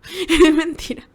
Es muy común, pues. La única forma de no decepcionar a un padre es que vivas la vida que él hubiera querido vivir o la vida que él quiere que vivas. Y eso es muy difícil porque tú no eres la misma persona, tú no tienes las mismas experiencias. Michelle Obama, por ejemplo, ya había crecido sin tantas carencias, ya había tenido otro tipo de vida y otro tipo de experiencias. Y pues bueno, finalmente es otra persona, ¿no? Y es algo bien difícil de aceptar y duele, pero pasa. En fin, creo que el libro me ayudó mucho a cuestionar eso y me dio como un impulso para decir, tengo que cambiar la situación, ¿no? Tengo que hacer algo. Y también me cuestionaba mucho el tema, leyendo el libro, ¿no? El tema de Michelle, porque también me daba mucha pena. Yo les juro al principio, yo quería ver a una Michelle ambiciosa, porque quizá yo también soy un poco así, ¿no? O quizá la vida de éxito también está metida en mi mente, no sé, pero yo quería verla a ella con, no sé, con más ambición en el sentido de que, no sé, que quisiera ser presidenta, genuinamente quisiera ser presidenta, o que quisiera, digamos, ir a Harvard bien, pero porque ella quería, no porque debía, porque ella siempre lo hizo porque debía. No sé, quería leer la historia de Obama, pero de Michelle, ¿no? Porque Obama sí era un poco así, como un poco más ambicioso, más allá. Y la juzgué mucho por eso en un principio, porque también decía, ¿por qué esta mujer no se atrevió a ser más ambiciosa? Y ahí me cuestioné y dije, ¿por qué estoy asociando esa idea al éxito, ¿no? ¿Por qué el ser presidente y el querer tener más y más y más y lograr más y más y más es ser exitoso? Es decir, Michelle también se lo cuestiona, dice, ¿qué quiero en mi vida, no? Y Michelle dice que ella quería una familia, que ese era su mayor sueño realmente, que ella quería una familia, una vida tranquila, en la que pudiera criar a sus hijas feliz, tranquila, simplemente. Y claro, en un momento me chocó, pero luego me di cuenta y dije, es que claro, ese debería ser una ambición igual de respetable que las demás, y no solo respetable, sino que ahora me parece que incluso es hasta más difícil que las demás, porque lograr tener una vida tranquila en un mundo así es todo un reto. Y es bien difícil de lograr, y sobre todo el hecho de tener el coraje para reclamarlo es bien difícil. En todo caso, es un hecho que ante la televisión y todo, Obama opaca un poco a Michelle, porque siempre la presentan a ella como la esposa de, y nunca se habla de ella más que estudió en Harvard y todo, y eso es un poco triste, pero creo que eso más que culpa de quien sea, es culpa de nosotros como sociedad, como los medios, la forma en la que pintan a las mujeres. Y bueno, creo que también en parte por eso Michelle escribió su historia, porque ella también quería tener voz, supongo, ¿no? En todo esto, porque nunca la separaron de Obama. Al final también es algo que ella hasta cierto punto permitió, digo, porque ella quería una vida distinta, ella jamás quiso aspirar a la presidencia. Sí quería un hombre como Obama, así con sueños, todo, pero quería que trabajara en una ONG y que fueran tranquilos y que Obama estuviera con sus hijas y con ella y los fines de semana juntos y ya saben, como una familia, ¿no? Pero no fue así, Obama quería ir a la presidencia sí o sí, la gente también quería que él vaya, él se postuló y al final por 10 años o más, toda la infancia de sus hijas, pues él nunca estuvo. Y claro, eso le dolía del alma a ella. Es una decisión muy difícil, ¿no? Porque a veces uno cree que uno puede planear la vida en plan así, como tenerlo claro, quiero un esposo así, pero la vida es más complicada y las cosas perfectas no existen. Entonces habría que tomar bandos, ¿no? Y decidir qué quieres. En todo caso, Michelle decidió elegir la vida que estaba eligiendo Obama y estar a su lado. Y eso está bien. Lo que me pareció preocupante acá es que me di cuenta que la mayoría de mujeres, esto también por tema de género, siempre priorizan las aspiraciones y el éxito de su esposo o de sus hijos al propio. Cada quien verá su vida, pero sí he notado una constante en eso y me parece un poco triste porque las mujeres siempre suelen decir que mis sueños o mis metas o lo que sea que yo haga son menos que las de él, o él quiere algo más ambicioso o él gana más, o él quiere algo, como les digo, más ambicioso, quiere ser un presidente, entonces yo no quiero, pero vamos a apoyarlo, ¿no? O voy a seguir tras él. Y es muy triste porque casi nunca son los hombres los que renuncian, siempre son ellas las que renuncian a sus sueños o su idea de éxito, ¿no? Y eso sí creo que me parece que sería interesante que analicemos ya, pero como sociedad, porque esa es la historia de muchas otras mujeres que conozco y eso sí es algo que habría que analizar. En todo caso, a pesar de todo, Michelle al final del libro reflexiona y dice que es claro, su vida no fue como lo hubiera planeado, como hubiera querido quizá, pero estaba satisfecha y estaba feliz con lo que había salido resultado, porque al final ella también logró encontrar su propia forma de ver la vida y el éxito. Por ejemplo, en un mundo en el que tienes tan poco control sobre las cosas, porque todo se movía muy rápido, ella llegaba a sentir que su mayor éxito era lograr encontrar un gorro para su hija, o lograr comprar una despensa, o hacer algo en familia, y al final esos pequeños logros eran lo que más feliz le hacían, y creo que también de eso se trata un poco la vida, ¿no? Más que de las grandes cosas, como de el día a día, las pequeñas cosas. Y sí, creo creo que eso es lo que nos mantiene un poco vivos, puede ser. Es mucho como para reflexionar, ¿no? Y ver simplemente la vida nunca es como se planea, y eso me parece algo también importante que yo debía cuestionar. Con esto me dejó el libro de Michelle, la verdad se los recomiendo un montón, aunque sí, como les digo, mucha gente que se la recomendé me dicen que era como aburrida al principio, y sé que es por esta idea de que ella tenía de cumplir, y de hecho ella nos advierte de eso mucho al final. Ella dice que ella se quedó en ese camino que le decían porque la gente la aplaudía, y a veces esos aplausos son los que más te encarcelan, es porque es muy difícil decepcionar a la gente, muy difícil. Y pues bueno, claro, después de leer el libro de Michelle Obama me cuestioné muchas cosas, pero me hacía falta más, ¿saben? Porque como lo cuenta de mayor, piensa de otra forma, ¿no? Es decir, lo analiza, sus momentos tristes también los procesa mejor, porque ya es algo recordado, ¿no? No es algo que estás viviendo en el presente. Entonces, no era algo en lo que yo pudiera como sentirme del 100% identificada en el sentido del sentimiento de fracaso. Entonces, estuve justo viendo qué podía hacer, y en eso justo fue una época en la que había jalado unos cursos de la universidad. Entonces, con eso más, y con que yo me sentía como la mierda y los demás también me empezaron a juzgar más, porque ¿saben algo? El tema de fracasar es complicado, sobre todo cuando estás tan arriba, ¿no? Como Michelle, por ejemplo, llegó a estar, o cuando tú te sientes que estás arriba. Yo, por ejemplo, estaba en la secundaria, quería ser perfecta y tenía muchos reconocimientos porque ganaba medallas, tenía diplomas, por participar en 1000 cosas, por ser primeros puestos en el colegio, o sea, siempre estaba rodeada de reconocimientos, y la gente te trata bien por eso, te pide consejos, te habla, te trata mejor, con más consideración, hasta tu opinión la toman en cuenta, ¿sabes? Pero cuando ya no tienes ese reconocimiento, cuando lo has perdido, pierdes más cosas, ¿no? Es como si la sociedad tuviera unas reglas para considerarte una persona exitosa, y no solo exitosa, sino digna de respeto y digna de ser tratada como ser humano. Y a las personas que lo rompen, las personas que, por ejemplo, los ninis, ¿no? No trabajan, no estudian, o para la vista de la sociedad no cumplen con nada, te tratan sin respeto, no te toman en cuenta, te invisibilizan también, ya no existes en algún sentido, ¿no? Y era un sentimiento que no sabía cómo describir hasta que justo leí la portada de un libro que decía indigno de ser humano, y yo dije, yo me siento así, totalmente, y dije, tengo que leer ese libro. Este libro es de Osamu Dazai, es un autor japonés que justo tiene esta historia, porque en esa época, encima era el siglo XX, él justo explica esa idea, ¿no? De que para ser humano hay que tener ciertos requisitos, y él no cumplía con ninguno de estos requisitos, porque él era una persona muy sensible, que tenía sus traumas, y tenía otra forma de ver la vida, y era algo que en una sociedad tan colectivista como el Japón de esa época no se podía tener, porque para ser considerado un ser humano digno de respeto en esa época tenías que cumplir con una idea de cómo ser hombre, ¿no? Por ejemplo, ser muy contenido emocionalmente, muy fuerte, entre comillas, que está mal pensarlo así, pero bueno. Y él era súper sensible, ¿no? Él lloraba por todo. Él era súper sensible, sentía mucho, y llegaba a un punto a sentirse tan juzgado porque no podía ser el hijo que su padre quería, no podía ser el hombre que la sociedad esperaba, y él mismo jamás tampoco había podido expresarse porque todo lo que él era rechazado. Y entonces él dijo, voy a crearme una máscara desde chiquito, dijo, voy a crearme una máscara en la que yo finjo que estoy bien, en la que yo finjo que estoy feliz, para que la sociedad no me juzgue o me deje vivir tranquilo de algún sentido, ¿no? Para no mostrarles quién soy realmente, porque si les muestro realmente quién soy, me van a botar de la sociedad, no me van a tratar como un ser humano. Y es contraproducente, porque al final este tema de buscarse una máscara al mismo tiempo y ocultar su dolor es deshumanizarse también, ¿no? O sea, él buscaba ser tratado con dignidad, pero al mismo tiempo él no se trataba con dignidad, y eso hacía que, independientemente de lo que hiciera, no era digno de ser humano, simplemente. Ni por él, ni por la sociedad, ni por nadie. Él mismo acaba sin rumbo, porque él se centra en el alcoholismo y encuentra la manera de manejar sus traumas, que no siempre son las mejores, pues, ¿no? Y tampoco tenía ayuda ni nada. No es una historia feliz para nada, pero me ayudó como ninguna otra, ¿saben?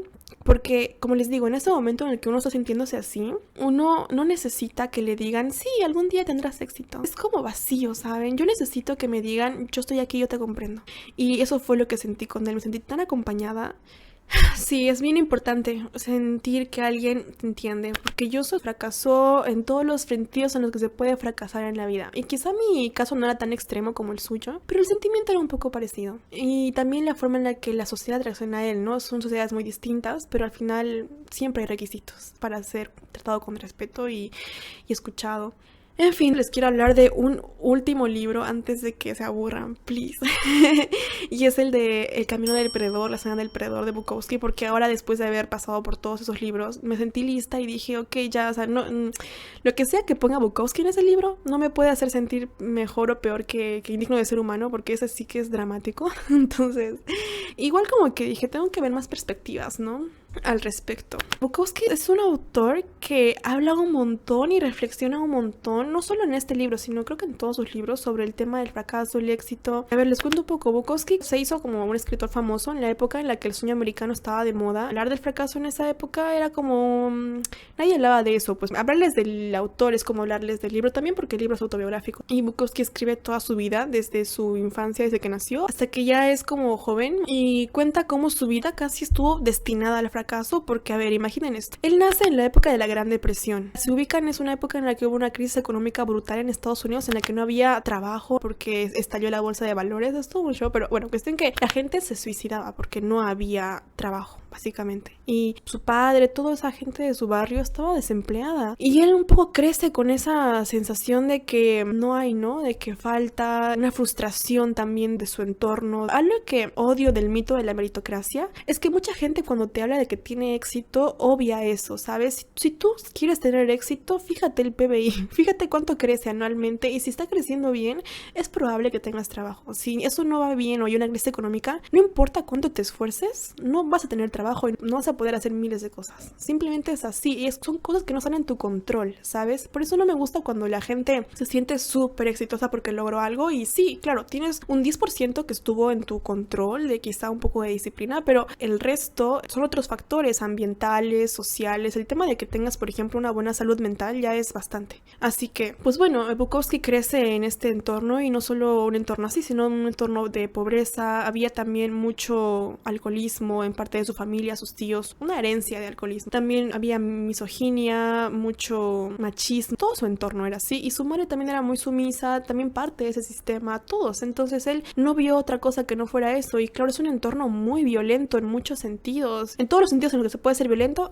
es violento su entorno. Y saben, lo más sorprendente del libro ni siquiera es la violencia, es cómo los personajes reaccionan a esa violencia, porque ni siquiera se sorprenden, ¿sabes? O lo replican, que es lo peor, y ni siquiera son conscientes de ello. Y está tan normalizado, y eso es lo que más choca y duele en el alma ver. También duele en el alma ver cómo la gente está tan desesperanzada que sienten que han sido olvidados hasta por Dios. O sea, Dios no está ni para castigarlos. Su entorno era horrible, pero lo peor era que sus padres, ellos sí eran los que real manifiestan, porque ellos se sentían ricos. Dicen que si uno quiere ser rico tiene que visualizarse y sentirse que ya es rico, ¿no? Ellos se sentían así, que ya eran ricos, y cuando Bukowski les decía de chiquito, ¿pudiera jugar con los niños del barrio? Sus padres le decían, no, y él decía, ¿por qué? Porque son pobres. Y Bukowski se quedaba como de, ¿qué? Y nosotros no somos pobres. Pero básicamente por eso un poco lo aislaban, y él no podía jugar con los niños del barrio. Toda la vida su padre se creyó, incluso cuando estaba en la peor Gran Depresión, así como en la peor crisis económica, su padre siempre creyó que podía ser rico. Y actuaba como tal, ¿no? Por ejemplo, iba a los restaurantes y pedía comida, y para no pagar decía que su plato tenía caca de mosca.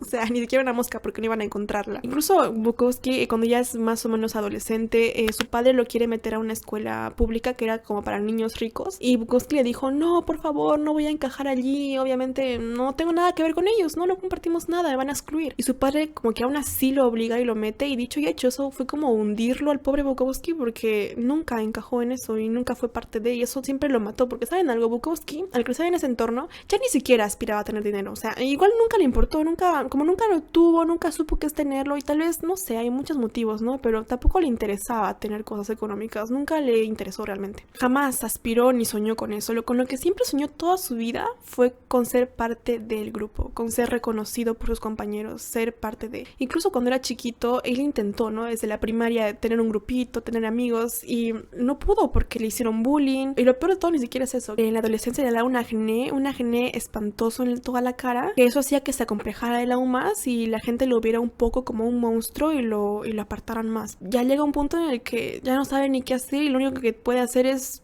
fingir que es un chico malo, que sí, un chico rudo, ya saben, como pandillero, así. Tratar de protegerse tras esa imagen, porque la verdad es el único entorno en el que tal vez se siente un poquito aceptado, aunque realmente nunca se siente aceptado en ningún entorno, y eso es lo que más le duele a Bukowski, porque si algo significaba el éxito para el Bukowski de esas épocas de su infancia, adolescencia, era eso. Sin embargo, para sus padres, lo importante siempre fueron las apariencias, el fingir que eran ricos cuando no lo eran. Hay una escena que es súper graciosa. Todo el barrio estaba desempleado, ¿no? Y la gente salía a jugar con sus hijos a sus patios. Y lo que hacían los padres de Bukowski era fingir. Es decir, su mamá salía cada mañana a buscar trabajo y su papá gastaba gasolina en el carro para ir y regresar de su inexistente trabajo, porque ya no tenía trabajo, lo habían despedido, pero él fingía que aún lo tenía. Y luego daba más risa todavía porque los sábados el gobierno estaba dando comida gratis en los mercados cercanos, y justo su madre y su padre, para no encontrarse con la gente del barrio, iban a un mercado más lejano. Y además iban a pie para no gastar combustible, porque su papá ya le había gastado todo en ir y regresar de su trabajo inexistente. Y todo por la vergüenza, ¿no? De que los vieran. Y es que tiene que ver mucho con la idea del éxito que también tenían sus padres, ¿no? Porque claro, sus padres estaban muy metidos con eso de que el éxito era tener justo dinero, tener esta estabilidad, un poco de cultura occidental también, ¿no? Incluso en la primera parte del libro hay una escena, creo que marcó la vida de Bukowski esta escena, y lo hizo para bien, creo, para que él pudiera cuestionar a sus padres y ver otra perspectiva. Él tenía un tío que tenía 24 años y estaba muriendo de tuberculosis en un sanatorio. Y cuando él era chiquito, él tendría 6 años, fueron con su familia a visitar a este tío. Y ahí pasa esta escena que les juro, quiero leerles un poquito porque no tiene pierde. Lo ven, ¿no? A este señor y lo ven fumando allí en su cuarto, súper tranquilo y feliz. La madre de Bukowski le dice, no deberías fumar, te va a matar, ¿no? Porque ya tienes tuberculosis. Y el tío le dice, he tenido una buena vida.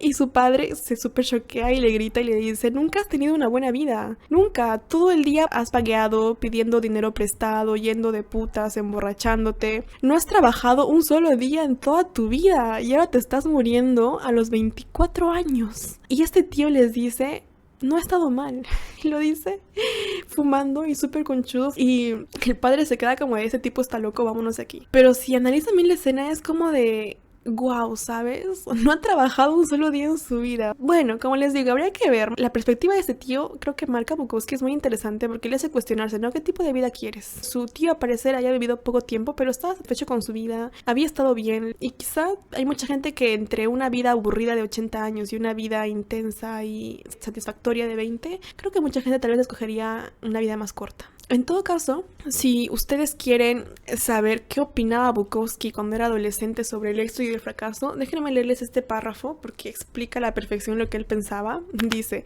podía ver el camino que se abría frente a mí. Yo era pobre e iba a continuar siéndolo, pero tampoco deseaba especialmente tener dinero. No sabía qué es lo que quería. No, sí lo sabía. Deseaba algún lugar donde esconderme, algún sitio donde no tuviera que hacer nada. El pensamiento de llegar a ser alguien no solo no me atraía, sino que me enfermaba. Pensar en ser un abogado, concejal, ingeniero, cualquier cosa por el estilo me parecía imposible, o casarme, tener hijos, enjaularme en la estructura familiar, ir a algún sitio para trabajar todos los días y después volver. Era imposible. Hacer cosas normales como ir a comidas campestres, fiestas de Navidad, el 4 de julio, el Día del Trabajo, el Día de la Madre.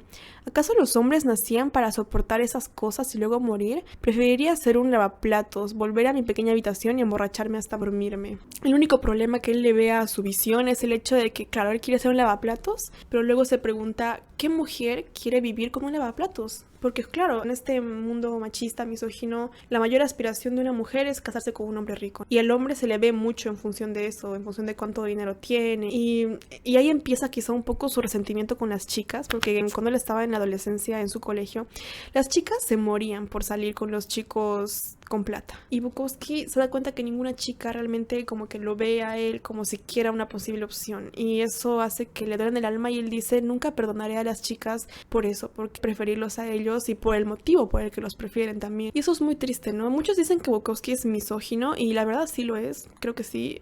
Pero también no puedes pedirle a una persona que ha crecido en ese entorno y nunca jamás se lo han cuestionado en la vida que no lo fuera. Que más afecta al final también fue a él, porque él jamás se pudo relacionar con las mujeres de una manera realmente sana, y el alcohol, de hecho, que fue su mayor amor y su mayor enemigo, creo, lo encontró justo por también el machismo, porque la primera vez que él tomó algo cuando era adolescente fue cuando su compañero le dijo, ¿quieres tomar alcohol? Y si no tomas es que no eres hombre. En fin, me estoy desviando, pero más o menos Bukowski pone muchas escenas en las que te puedes cuestionar como tu idea de éxito, ¿no? Una fue, por ejemplo, la del tío de 24 años, y otra escena, por ejemplo, es cuando él está leyendo una revista y se da cuenta de que hay mucha gente que se mata por vivir una vida honrada, entre comillas, en lo que se consideraría moralmente. Y él ve la noticia que hay un ladrón que se hizo famoso por robar un banco o algo así. Y él se pregunta, ¿acaso será que un ladrón es más exitoso que un lavaplatos? Porque piensa en esto. Un ladrón tiene fama, tiene reconocimiento y tal vez dinero porque robó. Entonces, ¿por qué no ser un ladrón, no? Porque al final todas esas características son características que la sociedad occidental siempre han considerado de éxito, ¿no? A ser un lavaplatos que nadie conoce, que no tiene dinero, que gana poco. Es como para cuestionarse, es muy interesante cuestionar como qué idea de éxito tienes, ¿no? Como sociedad. Muchos podrían decirme de que no, pero hay que ser útiles para la sociedad, ¿no? No hay que hacer daño, pero la verdad, esto también, la idea de ser útil, viene como mucho de la productividad y del capitalismo. Y su padre también se lo dijo toda la vida a Bukowski. Le dijo, eres un inútil, ¿para qué sirves? Si no sirves, ¿quién eres? No eres digno de ser un humano, ¿no? Y va un poco lo mismo de, ¿acaso si no haces nada, ponte un mendigo, ¿no? ¿No mereces ser tratado con respeto y dignidad y ser valorado y no menospreciado y juzgado por el simple hecho de no servir a alguien? Porque finalmente el objetivo del ser humano en la vida no debería ser siempre el servir, ¿no? Que tú te sientes bien con servir está bien, es parte de... Pero el que sea una obligación, que tú tengas que ser útil como una herramienta, un objeto para una sociedad, deshumaniza mucho y te hace ver a ti también como un producto. Y otra pequeña y última reflexión sobre este libro es uno que me gusta mucho, cuando Bukowski pide aunque sea por única vez en su vida, ganar en algo, en lo que sea, o sea, ya ni siquiera le importa nada, dice, necesito ganar en lo más mínimo, algo chiquito, y es también lo que reflexionaba Michelle Obama, ¿no? Como de, cuando uno está con tanto descontrol, necesita ganar en que sea en lo más mínimo. Y creo que ahí es lo que viene el shock de realidad más duro, ¿no? Porque aunque tú necesites una pequeña muestra de éxito, a veces la vida no es así y no te la da. Léanlo, es un gran libro, les juro, me ha hecho reír, me ha matado de risa, me he sentido también muy identificada en muchas cosas y me ha hecho pensar mucho sobre el éxito y el fracaso y sobre qué clase de vida queremos. Y como les digo, Bukowski en sí, no solo en este libro, sino en su vida en general, es una reflexión sobre el éxito y el fracaso, porque, ¿saben? Yo creo que algo que quizá le faltó mucho a Bukowski y que quizá hubiera podido hacer la diferencia en su vida es el hecho de que, y algo que sí Michelle Obama tuvo, por ejemplo, ¿no? El hecho de tener una familia amorosa y buenos ejemplos, ¿no? Menos nocivos, ¿no? Eso es un gran privilegio, el tener un poco de cariño. Y es algo que el pobre Bukowski nunca tuvo. Y luego al final de su vida es curioso porque después de haber como nacido, entre comillas, destinado a este fracaso, desde no tener amor y todo, cuando ya es mayor escribe estos libros sin ninguna intención. Él lo escribió por pura pasión porque su mayor amor en la vida y su mayor pasión y mayor ambición era escribir y por una necesidad propia, no por el hecho de tener dinero o nada, porque nunca le dio dinero al principio al escribir, pero luego como el hablar justo de este fracaso y de su vida y de analizar todo esto se vuelve súper famoso. Incluso llega un punto en el que cuando ya publica varios libros, ya es mayor, le quieren hacer películas en Hollywood y todo, y logra cierta estabilidad, ¿no? Y le hacen entrevistas y así. Y sí es muy curioso porque da mucha tentación a la gente como de juzgar y decir que entonces Bukowski, que decía que era un fracasado, al final acabó siendo exitoso. Claro, si lo mides con la visión de la sociedad occidental, ¿no? Como éxito sinónimo de fama, reconocimiento, dinero, podrías verte tentado a juzgarlo de que sí, pero en realidad, ¿saben algo? Yo aprendí de estos libros y de toda la experiencia en sí, que es mucho más importante lo que piense la persona sobre sí misma y cuál sea su definición. O sea, habría que preguntarle a Bukowski mismo, ¿no? ¿Cuál es tu idea de fracaso y de éxito? Y si te sientes satisfecho ahora, ¿no? Porque también la vida es cíclica, las cosas cambian. Una vez puedes estar arriba y sentirte la persona más exitosa del mundo y luego estar abajo y sentirte un fracaso absoluto, y es parte de también y no es algo que puedas controlar. Pero algo muy bonito que me pareció interesante es que al final de su vida encontraron una carta en la que Bukowski le decía a un amigo, porque le preguntaban, ¿no? Justo sobre este tema, y él decía a su amigo que no haber desperdiciado por completo la vida le parecía ser un logro, al menos para él. Y eso me pareció súper guau, porque creo que es muy poca la gente que logra decir eso en su vida en general, ¿saben? El sentir que está satisfecho. A eso voy. Habla mucho de pasión también su obra en general. Y eso me parece muy lindo, ¿saben? El hecho de que él al principio escribía poemas y trabajaba de cartero. Incluso tiene un libro que se llama Cartero. Pero bueno, cuestión que luego un amigo suyo le dijo, te voy a pagar $100 mensuales para que puedas escribir y dedicarte a eso, a escribir tus novelas. Y claro, eso era mucho menos dinero del que él ganaba como cartero, pero lo aceptó y tomó la oportunidad porque dijo, este es mi lugar. Y de ahí no volvió a parar, escribió. En ese sentido, para su visión creo que habría sido exitoso, no por el dinero, no por la fama, no por nada de eso, sino porque logró escribir a pesar de todo. Creo que podemos aprender muchísimo del fracaso de Bukowski. Justo él reflexionaba mucho al respecto y hay un párrafo en una entrevista porque le preguntaron sobre qué pensaba del fracaso y fracasar, y él dice, el fallar y el perder te hace libre. En realidad es una ventaja porque te da claridad, te da la oportunidad de ver las prioridades, un nuevo comienzo, una nueva aventura, un nuevo camino lleno de curiosidades y cosas que jamás has visto. Pero la gente odia perder, tienen miedo de fallar, se deprime, llora y se queja. Parecen que solo ganar les interesa. No les importa cómo, muchos llegan a sus metas y celebran sin pensar en cuántos tuvieron que empujar, en cuántos se tuvieron que aprovechar, mintieron y las veces que su alma cambiaron por ganar. Y sonríen esperando que alguien los felicite. Es mejor permanecer libre, trabajar a lo que sea, intentarlo todo y fallar del modo que más te guste. No deberíamos temer el fallar, la pérdida, las decepciones, los desamores, son parte del arco iris, son un tipo de cinturón de seguridad, pues te mantienen con los pies en la tierra y sabes qué tan bajo puedes caer y cómo levantarte. Solo imagina que por billones de años tú no exististe y por billones de años no vas a existir. En realidad, el tiempo que vives es casi irrelevante, no es nada y lo estás viviendo a prisa, como si tuvieras una eternidad y no has disfrutado de nada, ni de tus hijos, ni de tu mujer, ni del sexo, ni de la naturaleza, ni de tu vida, solo eres libre de equivocarte y fallar. Ay, sinceramente, ojalá les ayude este párrafo, a mí me ayudó mucho a darme cuenta de que es cierto, ¿saben? El fallar, como dice Michelle Obama, y los aplausos, todo, son unas cadenas invisibles que te llevan sin querer, quizá por no decepcionar o lo que sea, te llevan a ese camino y te pueden mantener perdiendo tu vida muchos años, mucho tiempo, incluso vidas enteras, ¿sabes? Pero al equivocarte, al darte cuenta que fallaste, es una oportunidad de decir y de replantearte la vida y de decir realmente a qué quiero, realmente a qué quiero dedicar mi tiempo, ¿no? Y decidir y tomar el riesgo también. Creo que estaba destinada a fracasar, o sea, yo también, en el sentido de que, claro, planear tu vida de esa manera tan meticulosa no iba a tener éxito jamás porque la vida cambia, las personas cambiamos y eso era algo que yo no venía a venir, ¿no? Que yo también iba a cambiar y que en algún punto me iba a dar con la realidad y que tenía que yo también replantearme y decir realmente qué quiero con mi vida, ¿no? A mí qué me importa y a qué le quiero dedicar el tiempo y en base a eso tomar decisiones y también el riesgo. Y tiene que ver mucho con esa pregunta, ¿no? De qué se trata la vida, porque tratamos de encontrarle un sentido a través del éxito, a través del fracaso también. Yo también intenté encontrar respuestas a través de esas cosas y si quieres puedes leer a miles de filósofos que se han cuestionado la misma pregunta y, no sé, llegar a leer a Camus y decir el mundo es absurdo, lo que quieras. Al final creo que sí es un poco absurdo, pero cada uno tiene una perspectiva, ¿no? En este caso, por ejemplo, Bukowski dijo, porque su perspectiva no tiene pierde, dice, generalmente somos libres hasta los 4 años, luego te llevan al kinder y empiezan a orientarte, controlarte, someterte y categorizarte.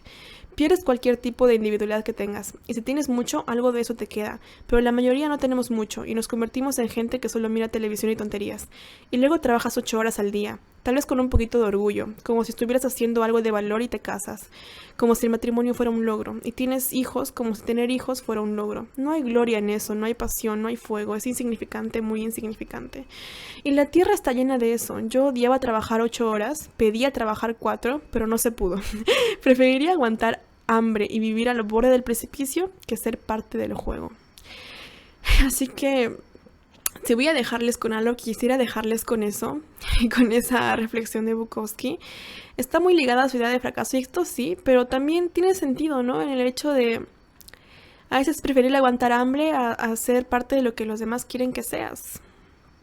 Y creo que tiene razón, no hay nada más triste en la vida que traicionarse a uno mismo. Pero también está permitido hacerlo. Es triste, pero está permitido. Justo Bukowski también decía que uno tiene que morir unas cuantas veces antes de empezar a vivir de verdad. O encontrarse a sí mismo y empezar a vivir conforme a lo que uno cree, ¿no? Conforme a sus principios. Ya como última reflexión, Bukowski tenía una frase muy célebre que decía, no lo intentes. Y en su tumba pusieron esa frase y yo estuve buscando significados a qué se podía referir y encontré como 2 interpretaciones. Una que dice, deja de intentar ser quien no eres, o sea, no intentes ser quien no eres. Y la segunda es, la vida no es algo que debas intentar, es algo que está sucediendo y es una hora, un presente y debes vivirlo, ¿no? Debes quitarte la máscara y atreverte a ser tú mismo. Si leen a Yoso, a Osamu Dazai en Indigno de Ser Humano, se dan cuenta de la vida de sufrimiento que es tener la máscara y lo horrible que es no poder ser humano para ti mismo. Así que sí, si me preguntan ahora cómo estoy, yo les voy a decir la verdad, estoy súper confundida, no sé qué va a ser de mi vida y eso en realidad me alegra, ¿saben? Porque como les dije, cuando yo veía mi vida y veía que todo estaba planeado y llega un punto en el que también cambiaron mis expectativas, mi forma de ver la vida y lo vi así, dije qué pena y me dio ganas de ni siquiera vivir porque dije, o sea, si voy a hacer eso no me da ganas. Y ahora el hecho de no saberlo me hace feliz porque digo, pueden ser cosas buenas o malas, pero van a ser distintas. Incluso Michelle Obama también decía eso, que un futuro es más prometedor cuando no se sabe qué va a ser de él, y creo que tiene razón. Ahora mismo Me doy cuenta que es más importante, como dicen, el camino que la meta, y es más importante vivir el ahora y dejar de pensar en toda la gente a la que vas a decepcionar o a la que no vas a agradarle, porque siempre va a haber gente que no vas a agradarle y gente que no te va a querer. Y yo también me costó mucho aceptar eso, aceptar que hay empresas en las que no voy a figurar porque mi perfil no encaja, porque simplemente no soy lo que ellos esperarían, y eso está bien. Y yo tampoco sería feliz en un tipo de trabajo así. Y ya, aceptar eso y dejarlo ir. Ha sido difícil, pero ya he llegado, creo que a ese punto de decir, ya no me importa tener la aprobación de toda esa gente ni de todas esas empresas. Creo que la vida ya no se trata de logros, y estoy feliz porque eso me hace más libre, ¿saben? Ahora siento que tengo miles de posibilidades y miles de formas de vivir una vida más genuina, al menos conmigo. Y ojalá, si quiero desearles algo en este video, es que de verdad se den el tiempo de cuestionarse a ustedes mismos y también de preguntarse por qué tienen esa idea de éxito y cuál va a ser su nueva idea a partir de eso, ¿no? ¿Cuánto es lo propio y cuánto es lo de la sociedad? Ya para acabar, si tuviera lo último que decirles es, mírame bien, quiero que lo entiendas. Tienes derecho a hacer con tu vida lo que se te pegue la gana. Y eso es todo. Bueno, espero que te haya gustado este episodio. Cuéntame tú qué opinas de estos temas, cuál es tu idea de fracaso, de éxito, cuál es tu historia. Espero haberte incomodado y pues bueno, espero que podamos seguir viéndonos. Ojalá esto resulte. Rezaré para que la suerte esté siempre de nuestro lado. Adiós.